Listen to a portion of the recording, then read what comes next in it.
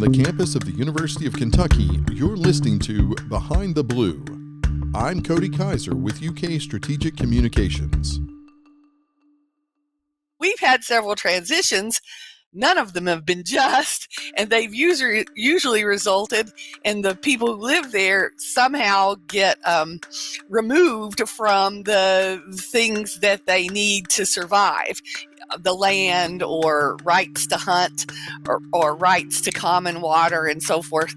It gets privatized, and over time it's been privatized and monopolized by companies and corporate entities, many of which are headquartered outside the region, many of whose CEOs and board of directors don't live in the region.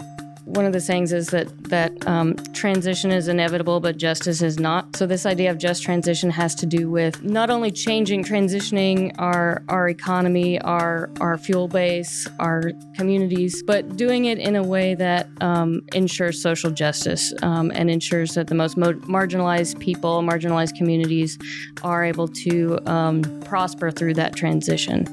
That's Shaunna Scott, a recently retired associate professor of sociology in the UK Department of Sociology, and Kathryn Engle, an adjunct assistant professor of sociology and the director of the UK Appalachian Center.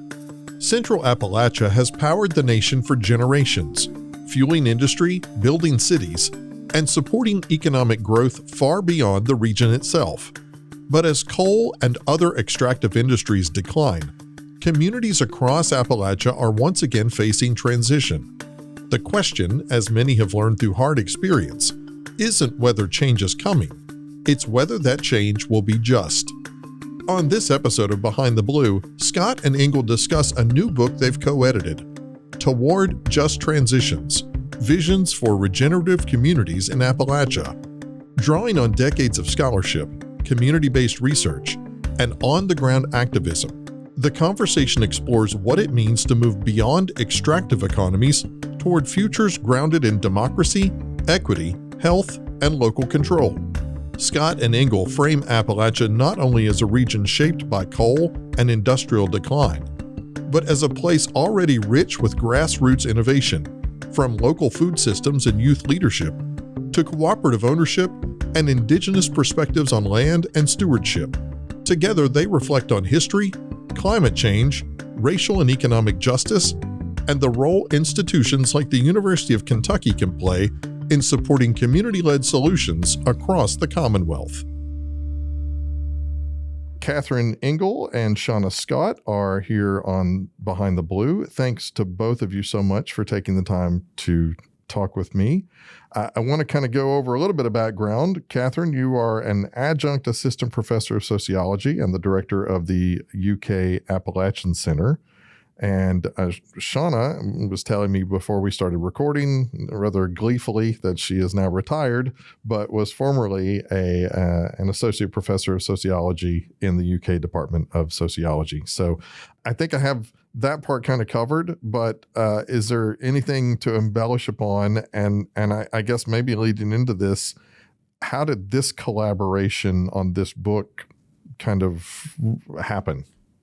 Should I start, Kathryn? Yeah, it started with you. You're our fearless leader. Yeah, right. Okay.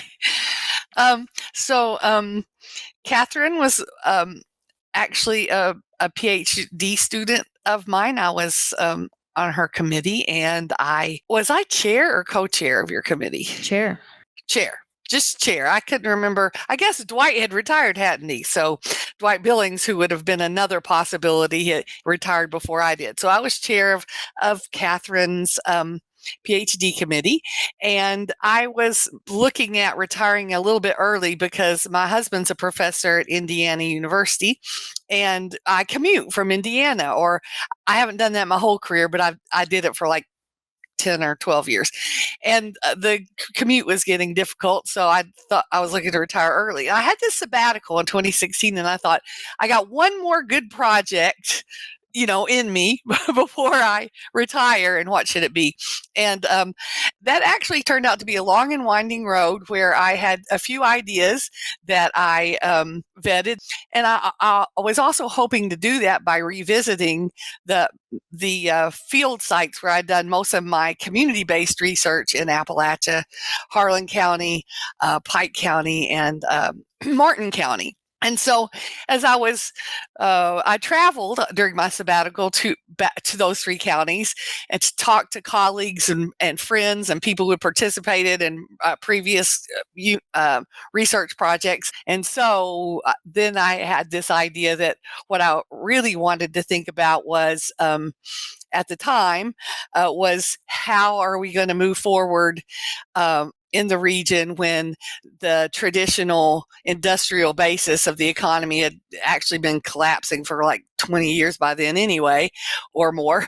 And we all knew that we had to rebuild or build a different economy and a different kind of society than what the region had experienced in the 20th century.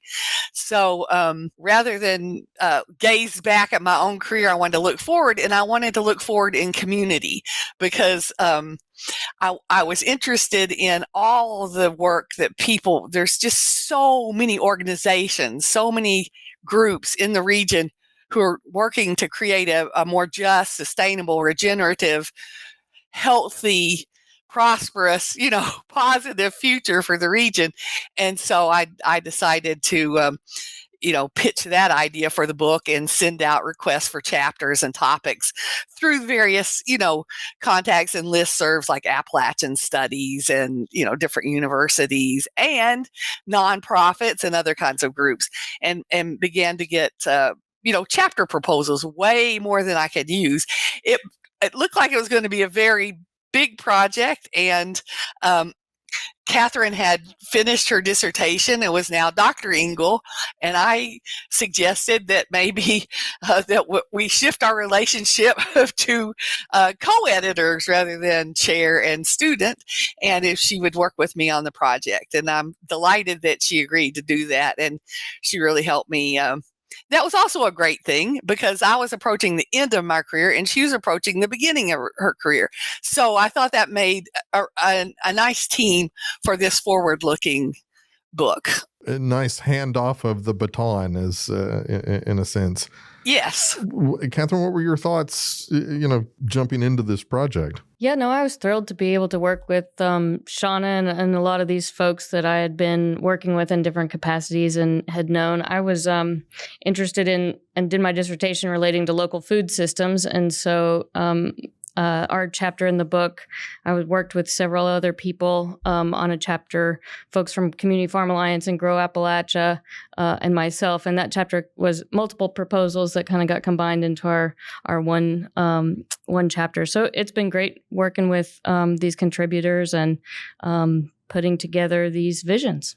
As someone, let me just say, from my own perspective, I'm from northeastern Kentucky. I'm from Olive Hill. So, I've grown up kind of in the foothills of Appalachia, and I feel like a unique perspective in this area because my hometown at one time had very large brickyards that were supplying a lot to the area in the 40s, the 50s, the 60s, and those brickyards went away, and a lot of the industry and business went away. And so I feel like I've kind of had a front row seat to a lot of that as far as the departure of economic development and kind of the things that fall along with that. But for listeners who may be hearing this term for the first time, how do you define a just transition? And maybe why is that concept so important for understanding this current moment in Central Appalachia? I think the context of this collection is that a lot of people were finally coming to grips with the fact that coal was not coming back, and the transition was very much needed away from fossil fuels. And so just transition. So one of the sayings is that transition is inevitable, but justice is not. So this idea of just transition has to do with not only transitioning our economy, our fuel base, our communities, but doing it in a way that ensures social justice and ensures that the most marginalized people, marginalized communities are able to prosper through that transition. And you see this in the context of coal jobs largely exiting the area.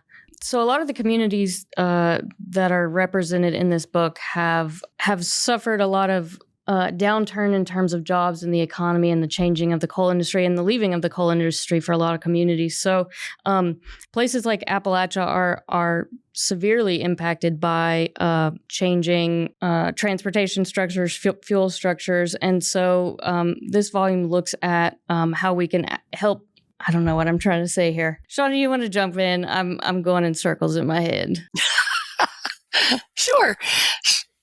I actually wanted you to take it because you know how I am as an older professor. I always started with history, and I knew you'd start with the present day, which is really what people are more interested in.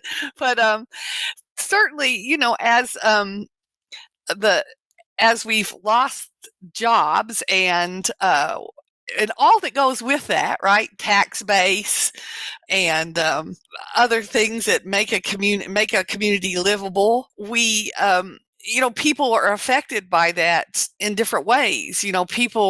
Different groups have different vulnerabilities. Now, Appalachia has actually provided the fuel and the timber, right, for steel production, railroad production, to win World War. See, I can't stay out of history, but we've provided a lot to the nation in terms of the building of an industrial economy, and as I said before, in supporting world wars and military efforts. The people who've lived there and worked there have done that. Now, they haven't always profited from that because in an earlier transition that the region underwent was not so just, and it ended up displacing and taking land away from people who lived there. The people who had in an earlier transition taken land away from the native people the indigenous people who lived there. So we've had several transitions. None of them have been just, and they've usually resulted in the people who live there somehow get removed from the things that they need to survive, the land or rights to hunt or rights to common water and so forth. It gets privatized, and over time it's been privatized and monopolized by companies and corporate entities, many of which are headquartered outside the region, many of whose CEOs and board of directors don't live in the region, right? So the people who have profited from it have not been the people who've worked in those industries or have lived and had to deal with both the positive but also the negative influences of an industry like coal mining, which is, kind of polluting of water and air and dangerous for workers and causes black lung and has historically anyway been prone to explosions and accidents and limb loss and any number of horrible things that have happened, in that work. So as we have to move we're going to transition again, as change is inevitable. That's the constant in life. We want to think about the people, the workers who've been disabled, the people who've had to live with the costs of that industry and who haven't profited from it as much as those who haven't had to live with the dangers and the, problems of the industry, and be sure that their health and their well-being and their ability to live in the place and live well is protected. I think that is important, the idea of looking back through history at this and trying to get a kind of a lens on that perspective, because people in Appalachia who live in communities that are really lacking in a lot of basic resources didn't just wake up and suddenly it was the way it is. It's been a process of, as you kind of pointed out, of outside influences coming in, extractive industries coming in that have kind of shaped the direction, often against the will of the very people who live there, but the demands of the market or whatever went out. And so I do think that looking through that lens of that to kind of look at the past, if for no other reason than to not repeat some of the same mistakes. Exactly. And then also, of course, part of the newer context, I guess, would be, around questions of climate change, right? And so we're now dealing with this other layer of transition and these real changes in our economy and on our at a planetary level that is going to impact not only the Appalachian region but the whole world, right? And so thinking about what Appalachia's place can be in that new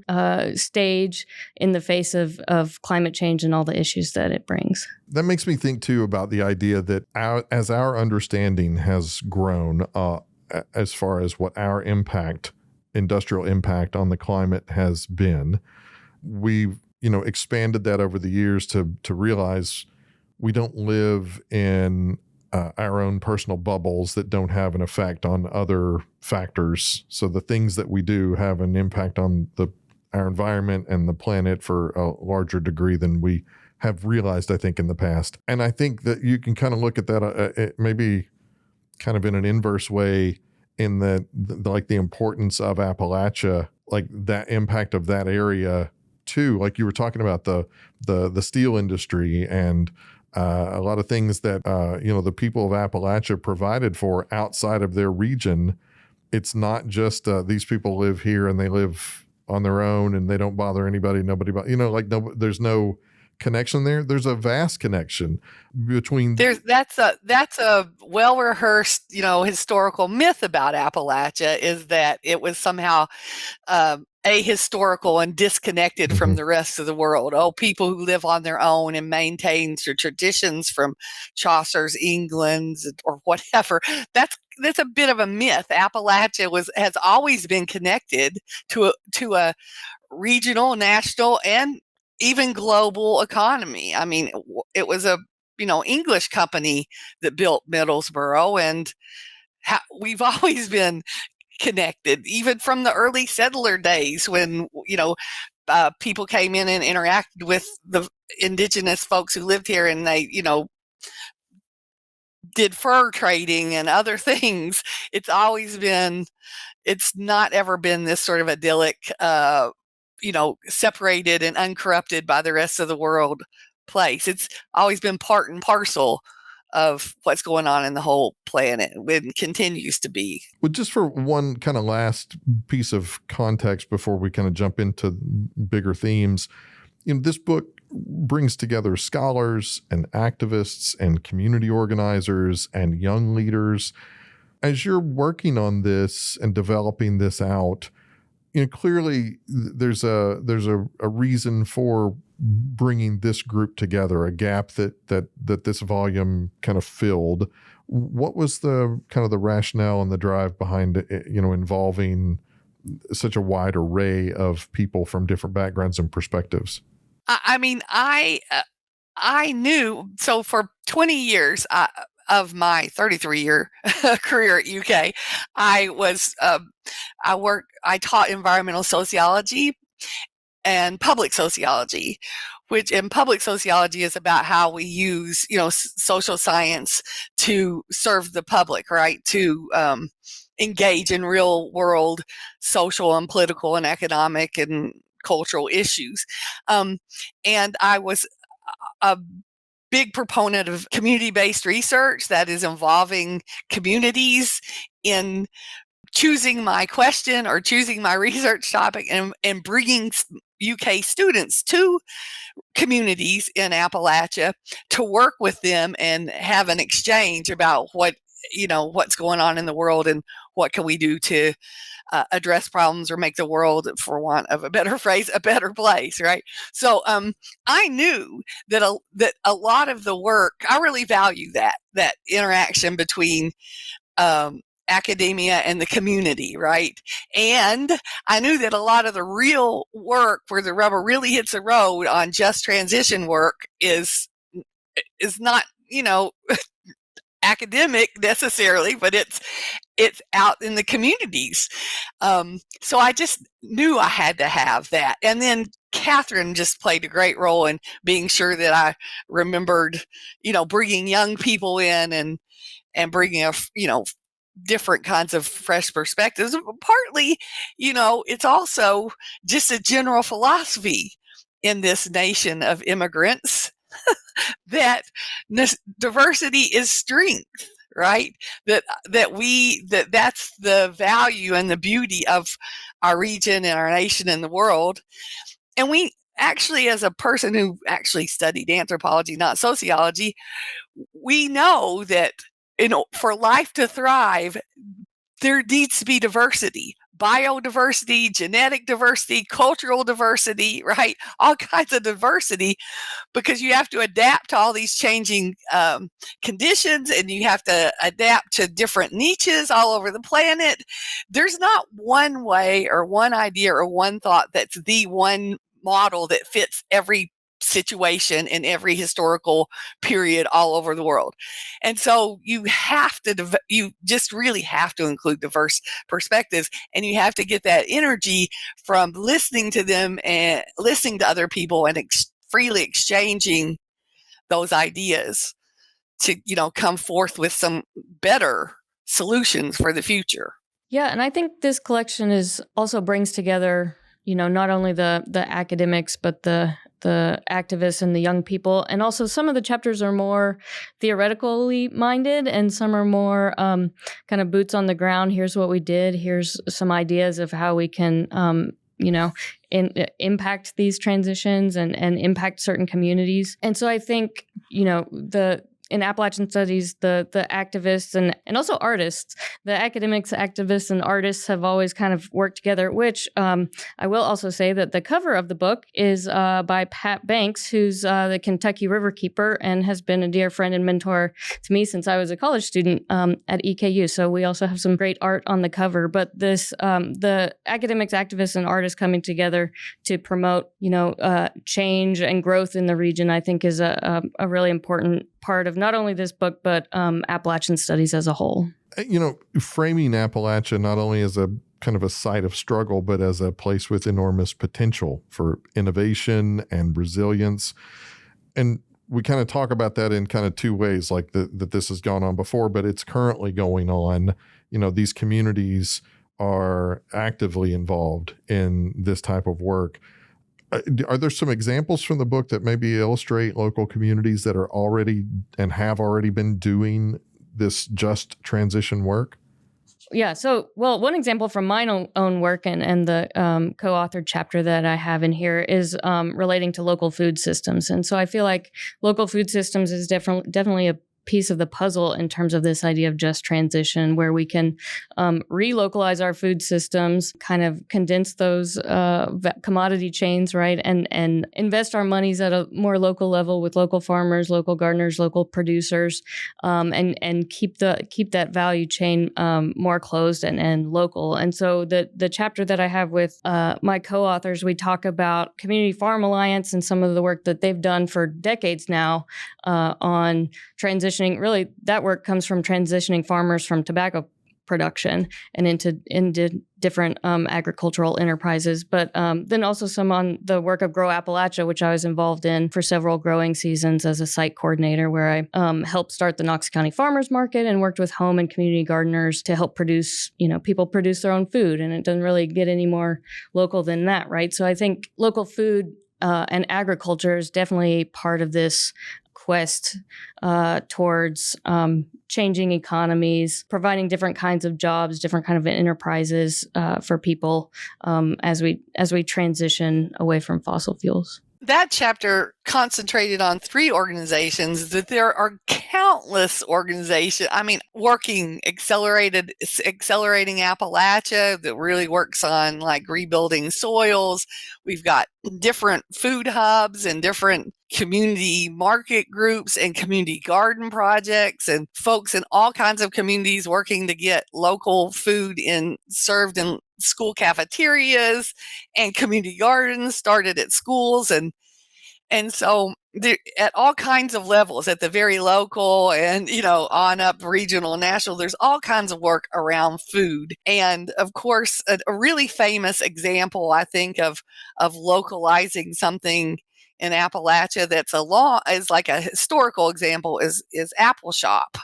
And so there was a time when I used to tell, decades ago, when I used to tell my Appalachian studies students, I don't know if it's still true now, but there was a time when if you wanted to do documentary film, Whitesburg was in the top 3 list of cities you wanted to go to, along with like Boston or New York or LA. I mean, it was right up there. I don't know if that's still true, but I wouldn't be surprised. So locally produced, media and local radio is, and local journalism, that's all part of the package as well. But I think an emphasis on local and community is kind of a thread that you see throughout the book, right? Is one of the ways that you have a just transition is that you have the people who are affected involved in the decisions that are made. You have them actually really be owners and stakeholders of what's going on. You don't have decisions made in situation rooms or in boardrooms at some other place about what's affecting your water. You're the guardian of that. And that makes sense in a logical level, but it's also backed up by a lot of social scientific, research, by empirical evidence. So there's a woman named Eleanor Ostrom who was the first woman to win a Nobel Prize in, I don't think it's called Nobel. When it's in economics, it might have a slightly different name, but it's the equivalent of a Nobel Prize in economics, which was funny because she was a political scientist. But anyway, she won it in economics, and that's because she did research in ethnographic observational research like anthropologists do in actual forest and fishing and other kind of communities to show how local communities manage their fisheries or manage their forests without exhausting the resources.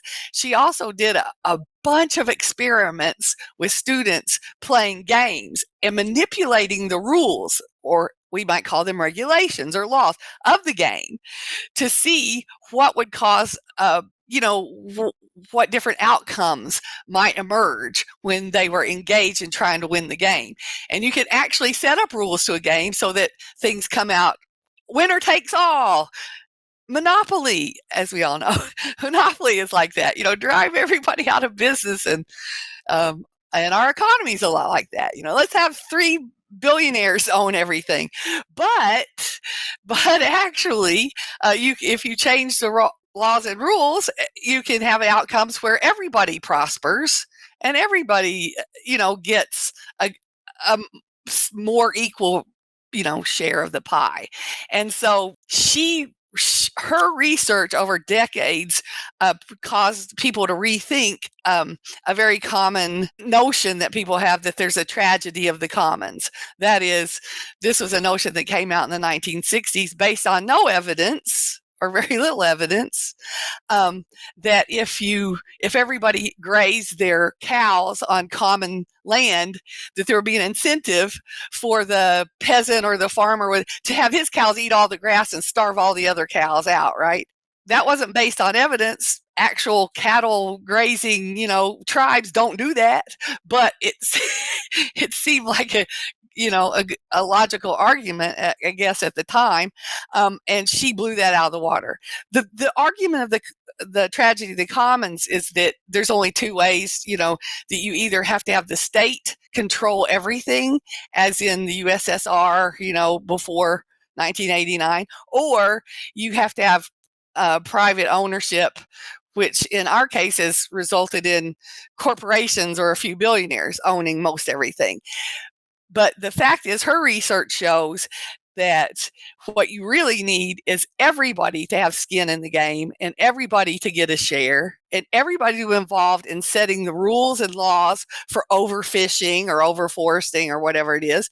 Everybody, and setting up the sanctions and imposing the sanctions as a community in that kind of biological or that ecological region. That's backed up by social science, and also I think is one of the themes in the book, where there's a real emphasis on community and local and inclusive control over things. Yeah, I was going to say that this really kind of brings to mind parts of this book that really focus on this type of involvement, and really kind of, in the sense too, it talks about democratizing institutions and moving just, from beyond simply voting to actual meaningful community participation, that deep democracy.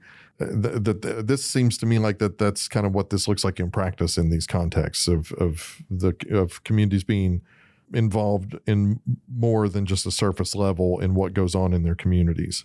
Mm-hmm. Yeah, for sure. We've kind of circled around this a little bit, but I want to kind of delve into this. Several of these essays highlight how race and gender and class inequities shapes kind of who benefits and who is harmed during economic changes, and takes a look at how do we avoid reproducing these same systems of exclusion that extractive economies have created over and over and over again in this region. Yeah. I think that is the big question.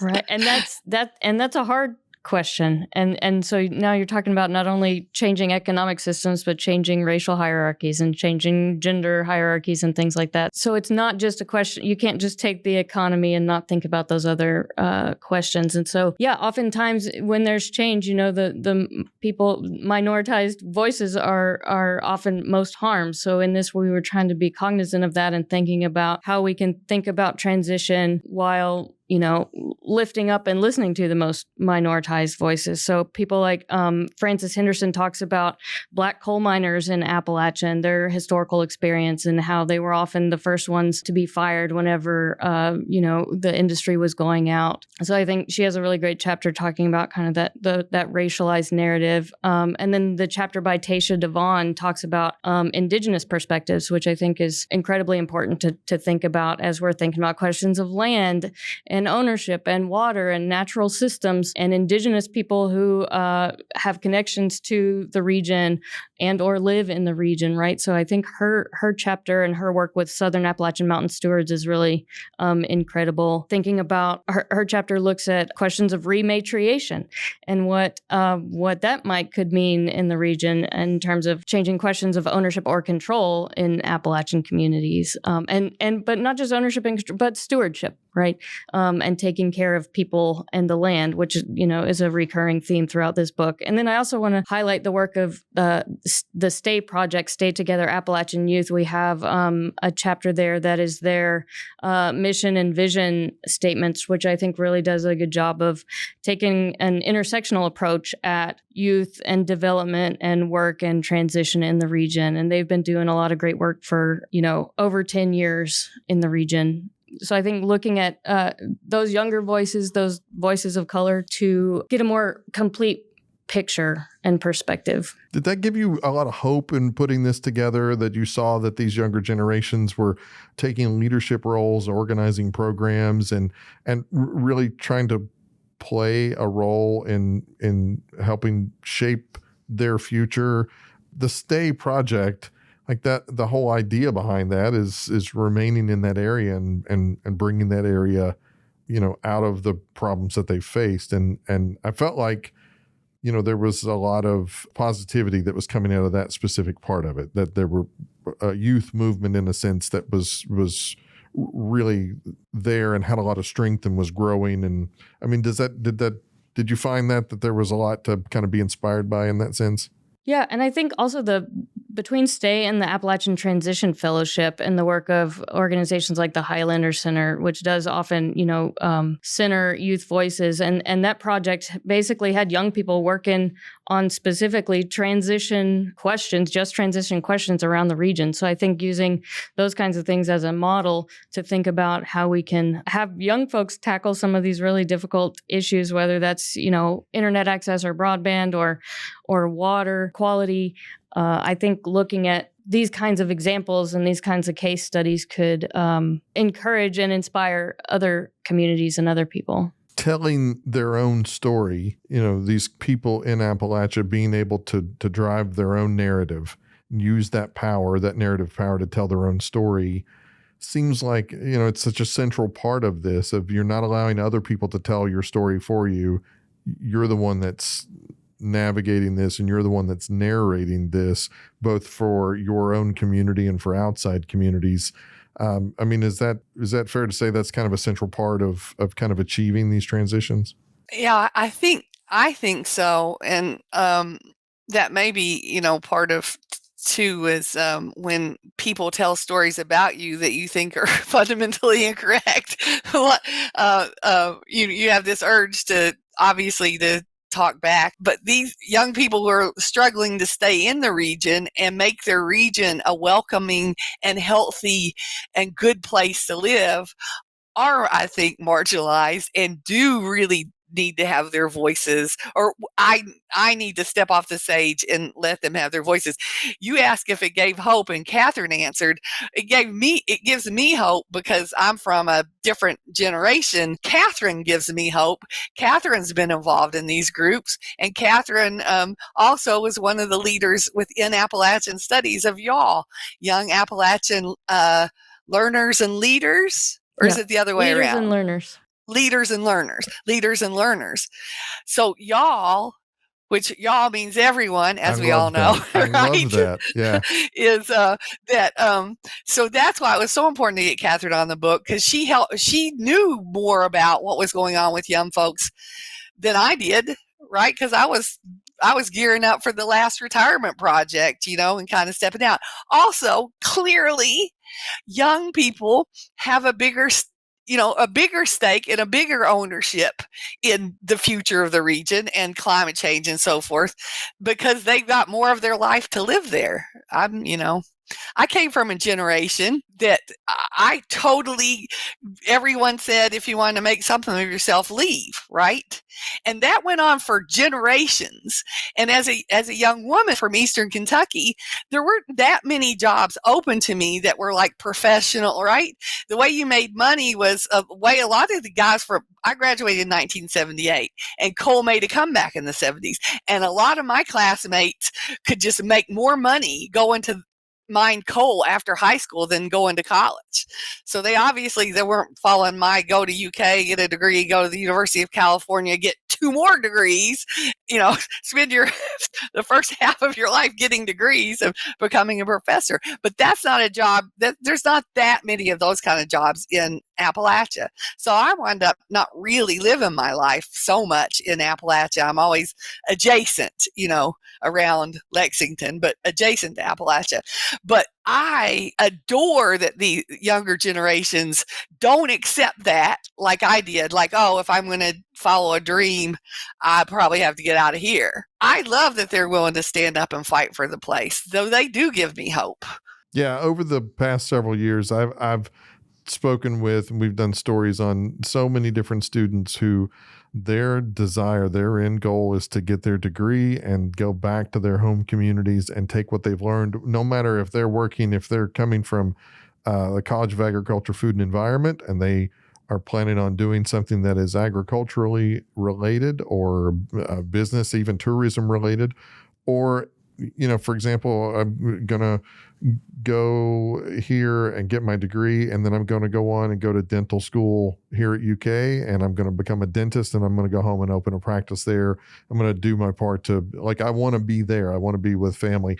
And I think too, it's kind of interesting that I've talked to several people, and it's just kind of a thing that keeps popping up in conversations, the idea, the place that we kind of ended up, not just in Appalachia, but just in general, where we've ended up over the last, I don't know, 50 years or so, where we have, like you say, we've left these communities, we've gone out and kind of forged our path outside of it.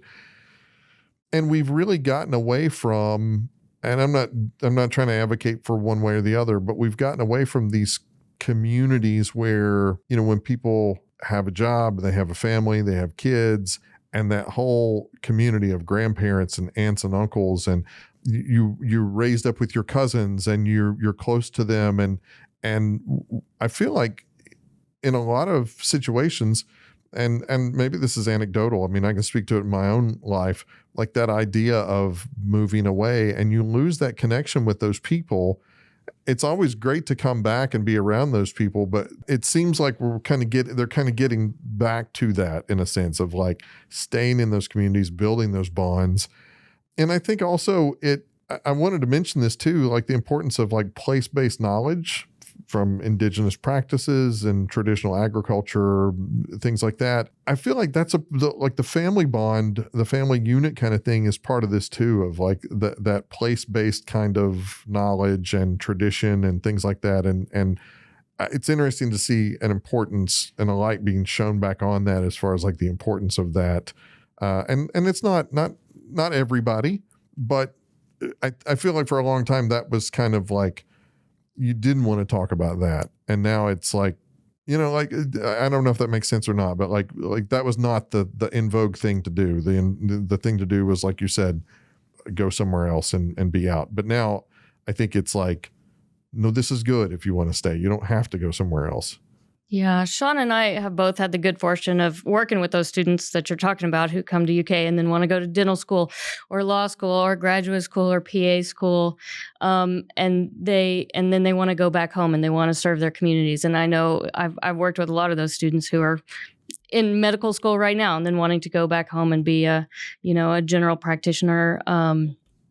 Or whatever. And also, we've worked with a lot of students at UK who come here and, it's a hard transition, right? To go from maybe a small town to a larger place like UK. I know I wouldn't have been able to handle it probably when I was an undergraduate. And so, we try to provide support and encouragement for those students through the Appalachian Center, through the Appalachian Studies program.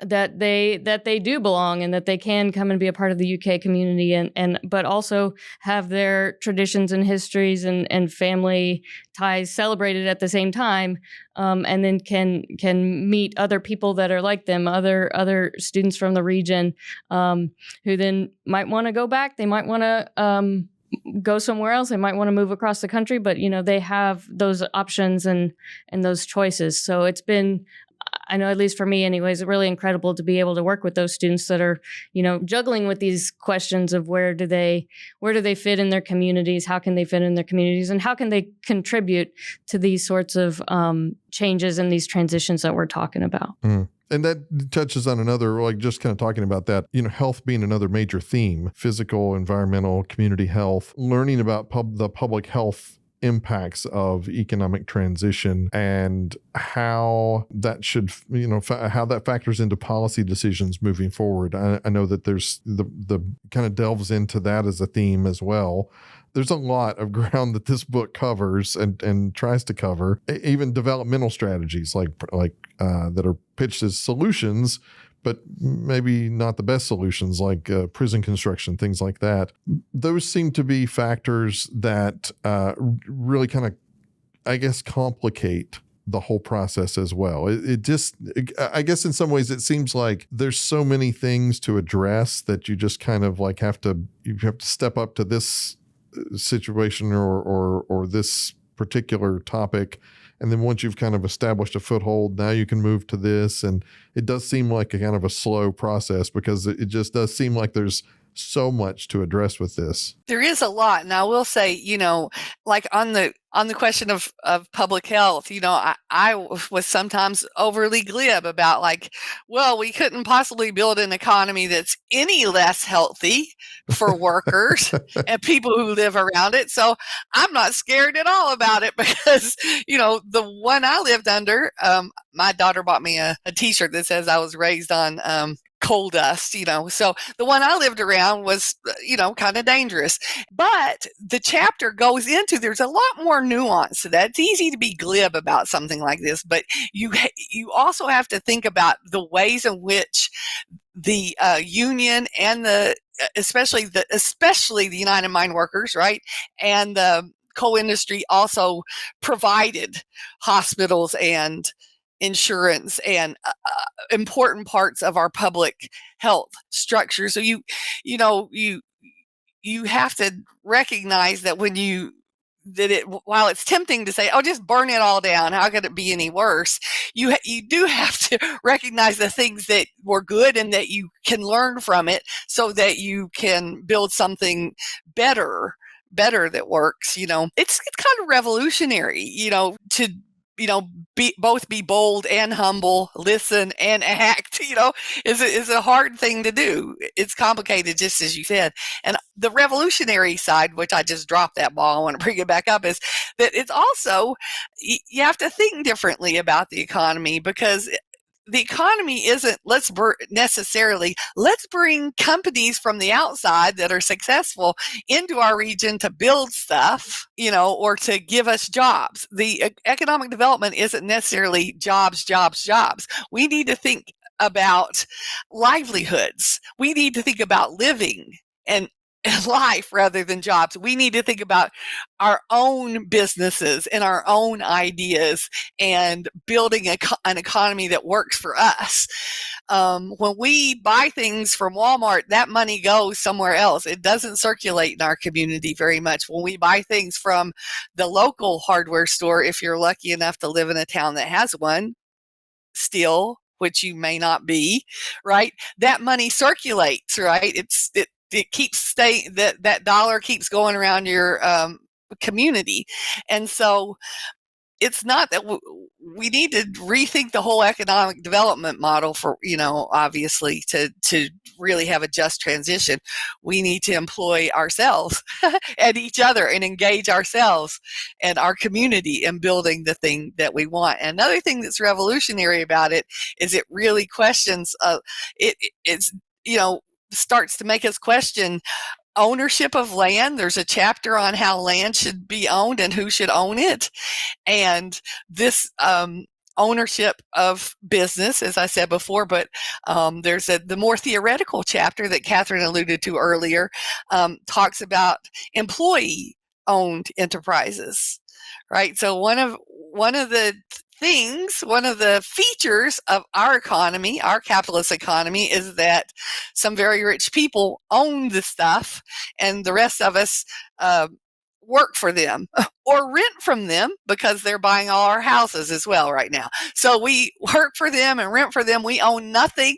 They decide what's going to happen. We just try to, eke out our living. And now that, unions have been assaulted and on the decline, we have like almost no regular workers and community people have no seat at the bargaining table on how we structure our work or how we reward ourselves. Who gets to reward? How much of the profits of this enterprise go to wages? How much go to management? How much go to research and development, etc.?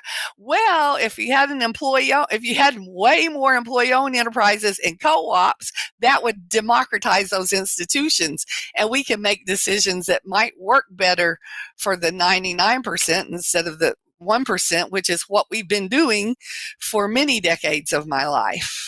Not all of them, but many. I want to be mindful of your time, and we've been talking about a lot. There's so much that we could touch on. I do think, though, that despite the complexity and despite the amount of work that is kind of laid out there, it does seem like there's a lot of optimism to be taken from this as far as communities to be able to kind of lift themselves up and kind of get on stable footing for both this generation and future generations, but also, as being, and maybe people wouldn't think it, but being kind of a leader outside of the region, because, the book kind of positions Appalachia as a bit of a microcosm for global struggles, climate change and economic transition. What lessons, both kind of what lessons and optimism should people take from this, and what lessons should the rest of the world be paying attention to when looking at Appalachia and the transitions going on there? This book probably represents well over 24 organizations that are working on transition issues in the region. And so I think those, and that's just some of them that are represented here. So I think just learning about and knowing about the work that all these people are doing on the ground is really powerful, because I know we sometimes feel, alone in our little silo. Here I am working with this little farmer's market. Is that really going to do anything in terms of, all these issues within capitalism? But then if you think of all these other people and all these other organizations working on a variety of aspects, from health to philanthropy to land use and water and democratizing institutions and work and things like that, then you can see those alternative visions really manifesting and taking a hold and making real change in the region. So I think there are these, competing visions towards the future, right? And is it going to be data centers that are going to take all our water and energy, and prisons that are going to cage people? Or is it going to be worker self-directed enterprises and organizations that don't harm people and the environment and are sustainable in different ways? So these organizations and these people, many of which, Shaunna and I both know personally for a long time, are out there, in fact, doing the work to promote that kind of social change that is impactful at the regional level, but also beyond that. It's funny, if you look at Appalachia, you're hard to, it's used as an example for a lot of things, but you'd be hard pressed to find more active, citizens organizations, right? The Mountain Association, Apple Shop. We have that's just Kentucky, right? We have a plethora of different organizations to protect the environment, river keepers to keep the river, Save Our Cumberland Mountains and Mountain Watch, and, all over, people who are trying to, protect the water and reimagine a better future and do good things with people's health and good things with kids and education. And so you'd be hard picked to find another. Right now, I live in the Midwest. I don't think there's nearly as much going on, on the ground. Maybe because I worked in Appalachia and I haven't worked here, so that might not be fair to the Midwest.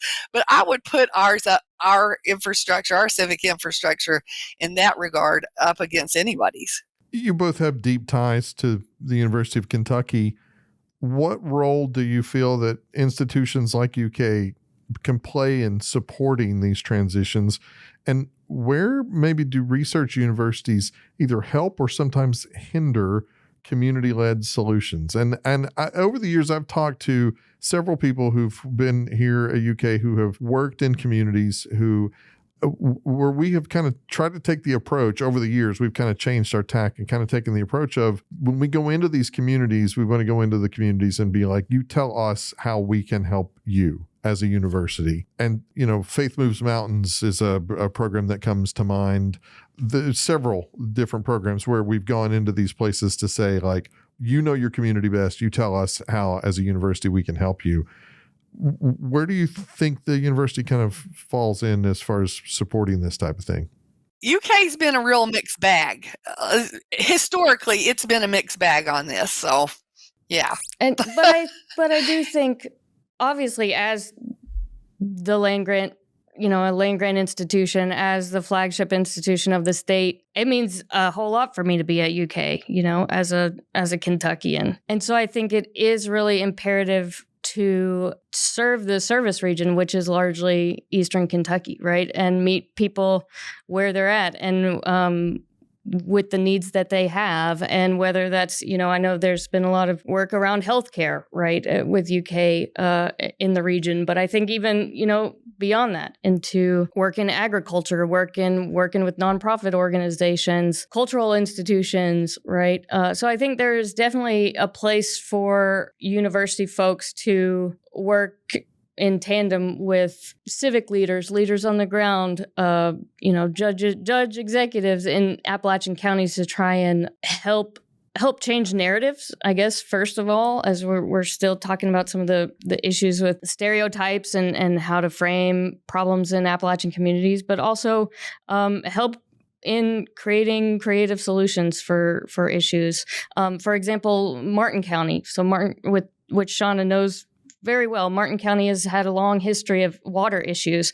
And there's been a group of students and faculty at UK over the past several years, since at least 2018, that have been working on water testing and working with community organizations there, looking at infrastructure and how to do infrastructure planning and engineering. So to improve that water system and to improve those public services that people in Martin County should be able to have clean water coming to their tap, right? So, and that's kind of an interdisciplinary team that people like Jason Unrein here at UK have worked in this community for several years. So I think that's a good example of how the resources and the talents of the university can be marshaled towards real pressing issues in Appalachian communities. And then, of course, we also have examples of, the flooding of 22 and earlier this year and 21. And, those are only going to increase in number and frequency, right? If we look at the projections relating to climate change and, weather changing, extreme weather. And so thinking about what we can do as a university community to prepare for those things, not only because of university infrastructure like the Robinson Center, which got flooded back in 22, but thinking about how we engage in these conversations of, what's the word? Not preparedness. There's a word I'm missing. It starts with an R. I've totally lost. Not resilience. Resilience. Yes.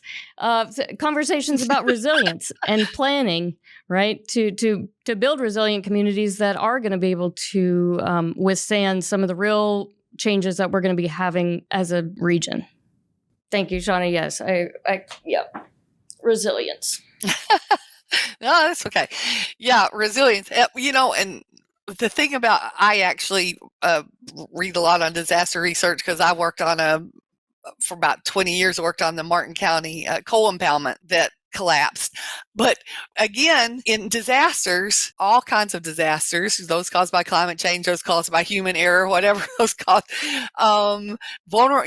women, the elderly, children, minorities, and poor people are hurt more, as usual, right, than others. They can't bounce back from disasters as well. They don't have the resilience. They can't escape as well. They don't have the second home to go to and all those things. So, we really, the university could play a really important role in bringing our expertise to things that the community has identified, and also some ideas as well about things that we know that maybe from our own expertise as an exchange, as fellow Kentuckians and fellow citizens. What we don't want to be is, what we wouldn't like the university to be is, just another extractive industry in Appalachia, where, oh, cool, I could make my career, or I could get lots of grants for my school or department by being located right next to this pathetic poverty case place where I can do my research. And as long as they stay down, they're like the perfect, guinea pigs or lab rats for me to be an expert on why people are so pathetic or something. I'm joking, but, like, we don't want to treat people like objects or like things in our labs. We want to relate to them as fellow human beings and be in community with them and of service, not extracting and exploiting them for our own books and candidacies. Well, speaking to that, if policymakers or nonprofit leaders or community organizers or anyone in a leadership role picked up this book tomorrow, what is the single most important takeaway you hope they carry into their work? I don't know. I might parse that out by I might parse that out by type of person you're talking about potentially. Well, it can apply. I think it applies across the board. The hope that you hope that they take away from it, regardless of who it is. Here's one thing. I was just at Hamilton. I just took my granddaughters to Hamilton on Sunday in Indianapolis. It was their first time, not mine. At one point, Madison says, wasn't that the problem with our last government? Size? And I always want to say, no, it's centralization. Right? That's the problem. So when I take these lessons about localization, democratization, right, and community, that if so-called government is in all those places, right, it's actually quite big. Politics is big, and it probably should be big because it should include everybody. And it shouldn't be an authoritarian strongman making executive orders about what people are doing. That was the problem with George III. Not size. So back to that centralization, one size doesn't fit all. It's a big world with lots of cultures and ecological niches. And so we have to have many voices, many ideas in the stew, and one person doesn't get to pick them. Plato was wrong about benign dictators or whatever. And also Curtis Yarvin and Peter Thiel and all those guys are wrong about it. They think they're the ones that are going to be the dictators of the future, right? But that's wrong. That's the wrong way. So for me, everybody should know that we shouldn't have an authoritarian strongman or one billionaire making all the decisions and deciding what's going on. But we need a robust, deep democracy, right, with a lot of local action and local power and control, and with people who have to live with the decisions they make. If they decide to pollute the Appalachia, they better be living there and drinking that water and breathing it, not off in New York City or wherever they are, London and other places. So they need to live with the consequences of their action and be accountable. Well, I think there has been a real change in funding and capacity for addressing some of these real questions at the local level. So I would hope that in learning, somebody reading this book and learning about, as Shaunna said, just the complicated nature of these kinds of questions, that we do really need all hands on deck. And it's not, slashing budgets here and slashing budgets there. But like paying attention to the science, paying attention to the climate science, paying attention to what the social scientists are saying about things like inequality in the world and how that's bad on all these different levels. And then ways to address real actual solutions to addressing things like, climate chaos and extreme weather and inequality, both, class inequality, racial inequality, all different kinds of inequality. So I think in looking at this book and Appalachia as a case study, I think really, investing in that public sector, right? Not that that's going to fix everything, but I could just imagine how much more work could be done if some of these organizations that are represented here all of a sudden had a army of hundreds of people working for them. How much even more change could happen if there was even more capacity for these local projects and these local initiatives to address questions like land and water and food and health for people. And as Shaunna says too, about quality of life, right? That people are not just getting a job to be a cog in the next system. They were a cog in the coal system, and now what are they going to be, a cog in the data center system or whatever?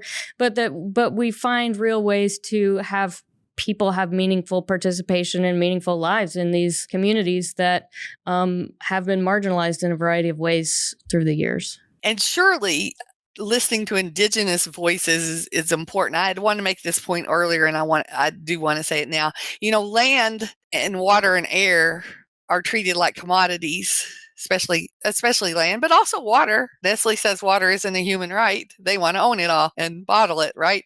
So, but those are the means of life. And so we have to rethink treating those like commodity trading with hedge funds owning stuff, and the people who live in the place can't even have access to the land to grow some vegetables because it's privatized and it's fenced, or it's a commodity that some hedge funds are making money off of. The people who lived here before the Europeans showed up didn't think you could own the land or the rivers or the air. I'm not saying that, they were never violent or never had their problems, but they didn't have the problems we've created by thinking that you can fence off and own everything and just, 5 billionaires can own everything, all the land and all the houses. That's kind of a fundamental shit. We have to think about what's appropriate for private ownership and what is not. What is it essential to life and what is important to the common good? The idea of a commons, again, that it's not a tragedy, that in fact we live on a commons. This planet is a commons. What happens on one part affects all of us, right? And we have to recognize that as such, not as a get off my land or I'm going to shoot you, or, I'm BlackRock and I'm going to buy all the houses now that there's a housing crisis. All that stuff is just detrimental to the future of life on the planet, really. I could listen to you all talk more in depth about this for quite a while longer, more than we have time for. I appreciate the time that we have had. Toward Just Transitions, Visions for Regenerative Communities in Appalachia is the name of the book. It is edited by Shaunna Scott and Kathryn Engle. Where can listeners find this book, and are there upcoming events or discussions, or how can people engage further with this? You can find it at your favorite local bookstore, probably. Yeah. Through the University Press of Kentucky, or online through the University Press of Kentucky. Excellent. Thank you so much for your time, Kathryn Engle, Shaunna Scott. I really appreciate it. And good luck with the success of the book. And I hope it gets into the right hands and as many hands as possible to check it out. So, and a word of thanks too for all of your contributors who were obviously not here, but represented through this volume and did a lot of work, a lot of time and effort put into this. So thank you very much. Thanks a lot. Thank you. Thanks for listening to Behind the Blue. Behind the Blue is a production of the University of Kentucky. For more stories about how the University of Kentucky is advancing our Commonwealth, visit uknow.uky.edu.